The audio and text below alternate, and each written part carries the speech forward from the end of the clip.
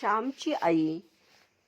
आपला श्याम हुशार व्हावा, त्याला अनेक खेळ यावेत, त्याचं पाठांतर वाढावं, त्यानं थोरा मोठ्यांचा आदर करावा, त्यांची आज्ञा पाळावी, ह्यासाठी त्याची आई खूप काळजी घेत असे, त्याला शिकवीत असे. श्यामही तसा हुशार, एकपाठी, अभ्यासू आणि आज्ञाधारक होता.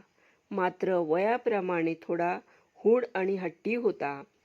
सुट्टीत तो आईच्याच मागे मागे असे, तिच्या गोष्टी ऐके, तिला घर कामात मदतही करी, पण कधी कधी तिच्याकडे हट्टही करी. एकदा श्यामने आईकडे हट्ट धरला, "आई, आज मला तूच आंघोळ घाल." झालं.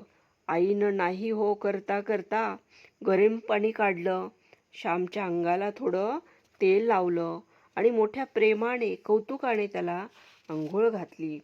आपल्या पदरानं त्याचं अंग पुसलं. तेव्हा आपले पाय पुढे करीत श्याम म्हणाला, "माझे पायही पुस ना, ओल्या पायांना माती लागेल, ते घाण होतील." तेव्हा श्यामची आई म्हणाली, "श्याम, पायाला माती लागू नये म्हणून जेवढी काळजी घेतोस, तेवढी मनाला माती लागू नये म्हणूनही काळजी घे हो." केवढा मोठा अर्थ होता त्या बोलण्यात आणि त्या शिकवणीत.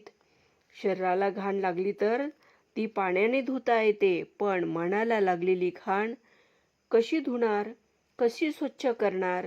त्यासाठी गरज असते चांगल्या शिकवणीची, संस्कारांची, निस्वार्थ, निरोगी आणि स्वच्छ मनाची.